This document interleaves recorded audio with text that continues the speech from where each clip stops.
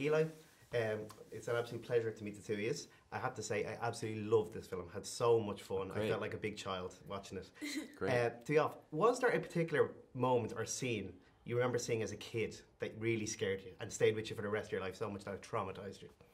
Yeah, I mean, look, I'm unusual in that I started off with The Exorcist. That was my gateway movie. But the movies that I saw in the theater that really made that impact on me were the Amblin movies. And Gremlins, Raiders of the Lost Ark, E.T. I remember that first time watching E.T., the first 20 minutes of that movie as a kid were so scary.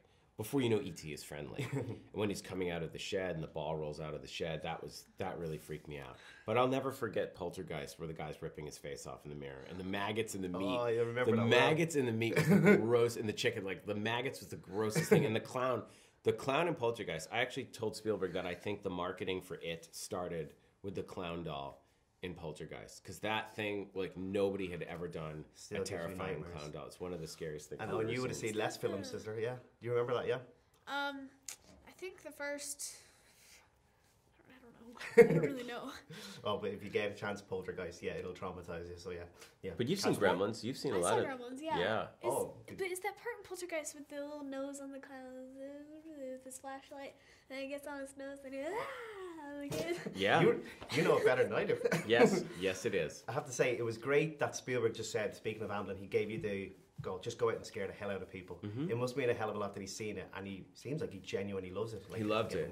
Oh, it was incredible. I mean, you think about like when Spielberg was one of my gods of cinema growing up. So, and I really, making a movie with the Amblin brand, I understand what I'm taking on. I really wanted to make a movie that could sit alongside those other films, but not imitate those other movies. But yeah, he said, make it scary. He said, and that's the key with the movie is that if you love scary movies and horror movies, you're going to want your kids to be in them. And this is that gateway movie you take your kids to, but you've got to take the scares seriously. 100%. Yeah. I mean, the great thing with Jack and Kate and Owen is that there's always a laugh coming, so we're not out to traumatize kids, but we want to make it like a really, really fun, big, scary haunted house. You could take the parents could take their kids to, and everybody has a great time. You mentioned there's a character that we're not talking about, and let's face it, this isn't as interesting as the chair in the film. What was that like on? Because it looked like an absolute riot. Those scenes with you with the chair just had me in bits. What was that like to play with? And with Eli, I saw you using the dolly to kind of get him in motion. Yeah. The chair is so cool. They had like 4 people working it. Yeah. They had someone who would move it side to side, someone who would move it like forward and backward. They would have someone who like kicked the footrest up. Someone who would like move, I don't know, like the buttons or something. Yeah. That chair had like a big green pole. Yeah, big pole. Yeah. Well, we think the chair should get a BAFTA. I mean, we were joking. We're like, wow, the chair is going to outact, Kate Blanchett in the movie. Yeah, I'm not going to say that. But no, we loved it. And the thing about the chair is the chair started as a small thing. It was just in a couple of scenes. And we were just laughing. It's so unbelievably stupid. And I love, like, the dumber the better for me. So it's just such a ridiculous thing. We just kept adding it. Like a scene where you were going to, like, do tug of war with it, or it's trying to block you from leaving. And then Jack started talking, like, down, boy. like Jack was so basically the chair became the dog. And the topiary griffin was like the cat with bad kitty. So that it started with a little of that, and as we were shooting, we were just like, why don't we put the chair in every scene? I want it now.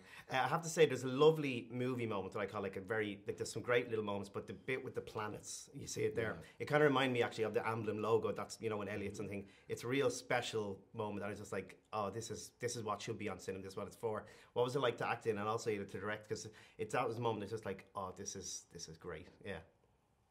It was. We'll say it. Okay, that was a fun scene. That was a great scene. And you as well, you helped me really visualize what was there.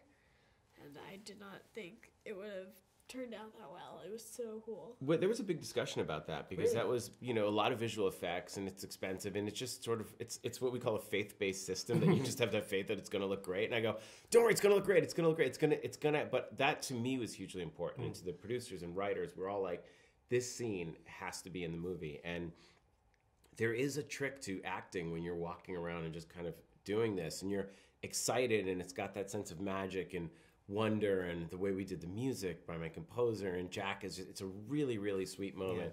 And then, of course, the Topiary Griffin just takes a dump on all of it. And fair play to you, because I know it was a tight turnaround. Was it October to December to finish? Yeah, it was very fast. So obviously, you and your crew, massive congrats, because that's really good. But was it different constructing the set piece and the scenes compared to some of your earlier horror work, because the CGI element as well? I mean, was it any different orchestrating them and in-house?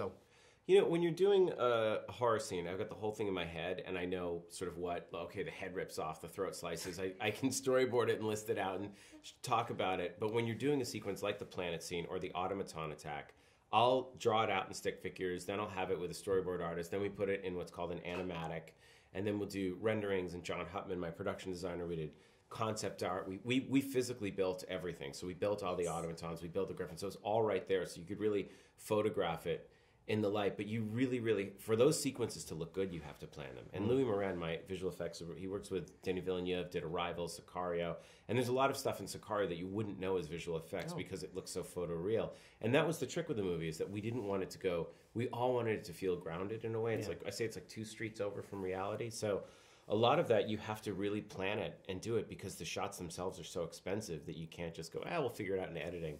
But it also makes you more disciplined. You know, we had a very, very tight prep, a tight shooting schedule, tight turnaround, and a tight budget.